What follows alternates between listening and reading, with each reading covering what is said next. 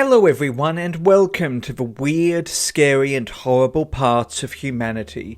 Today we are looking at the 2001 Greyhound bus attack by Damir Igrik, which left 7 people dead. Damir Igrik was born on the 21st of September 1972 in Slavonski Brod in Yugoslavia, which is today part of Croatia. To his friends he was known as Dado. His hobbies included handball and playing the guitar. At the age of 14 he was described by his handball coach Pera Vidovic as one of his best and most talented athletes, and as a teenager he played the guitar in a rock band called Sanatorium, which played at parties and other local gigs. During his late teenage years he trained as a locksmith. In 1991, at the age of 19, he joined the Croatian army before being discharged for violent behaviour and substance abuse. During the mid-1990s he joined the so-called Homeland War, the Croatian War for Independence, in fighting against the Serbian-controlled Yugoslav People's Army and local Serbian forces.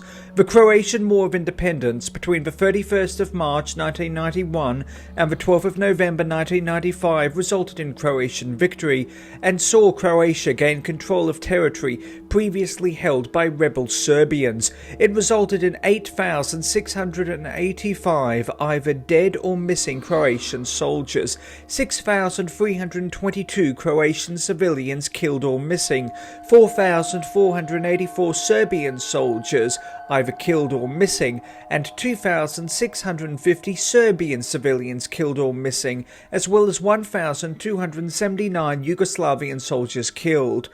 300,000 Croatians and 300,000 Serbians were displaced. Igrik was once caught with a small amount of weed during a raid on a disco and illegally kept a weapon from the Croatian War of Independence, but neither led to any charges. At the end of the war he worked double shifts at a bar. Igrik entered the United States of America through Miami, Florida in March 1999 on a 30-day tourist visa.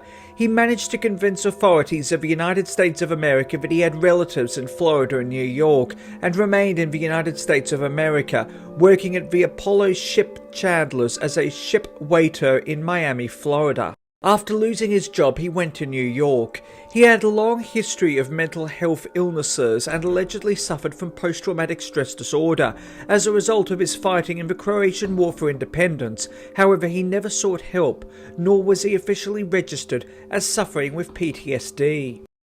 He then moved to Chicago, Illinois. At the Croatian monastery of St. Anthony in Chicago, priest Pavajo Maslav said that he was a frightened young man who looked pitiful and miserable. At the time, he was living in a homeless shelter in Chicago. On the evening of the 2nd of October 2001, Igrik boarded Greyhound bus 1115, travelling from Chicago to Orlando, Florida, a distance of 1,150 miles or 1,851 kilometres. The bus driver, Garfield Sands, was from Marietta in Georgia. While the bus was travelling on Interstate 24 near Manchester, Tennessee, Igrik started acting strangely. Despite Sands informing passengers when the next stop would be and where it would be, Igrik approached Sands and twice asked him how much time remained until the next stop, with Sands informing Igrik before advising him to return to his seat. Passenger Carly Reinerson was seated in the seat directly behind Sands and said that she encountered Igrik numerous times in the early morning hours of the 3rd of October. He approached her and asked her what time it was and then asked for a seat at 3 a.m, which she refused to give up. At 4 a.m, with a bus near Manchester and 50 miles or 80 kilometers southeast of Nashville, Tennessee, Igrik approached Sands for a third and final time, slashing his throat with a pocket knife, causing a 5-inch gash. He then grabbed the steering wheel, causing the bus to drive off the Interstate 24 and roll over and crash with the driver's side on top. At the time, there were 39 passengers aboard the bus, the vast majority of whom were asleep. 7 passengers were killed, including Igrik, who toppled through the windshield of the bus and died on impact. The remaining 32 passengers and Sands were injured, with 21 treated at local hospitals and released. 9 were hospitalised in a serious condition, and 3 were hospitalised in a stable condition, all of whom would survive. A woman who was 8 months pregnant had an emergency C-section for her child to be delivered. Sands was able to crawl out of a driver's side window and run 200 yards up the highway to get help.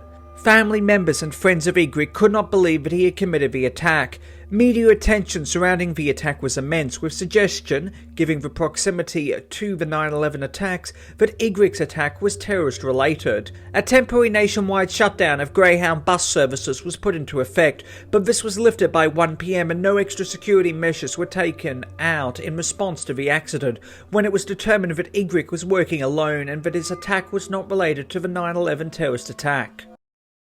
In 2002, following a similar incident, Greyhound installed partitions on most of its newer coaches, which, even if forced open, would prevent someone from easily reaching the driver directly. Exactly what motivated Igrik to commit this attack remains a mystery to this day.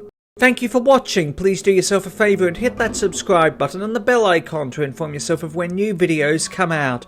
Also, why not hit that like button and leave a nice comment? It helps more than you know and your support is truly appreciated.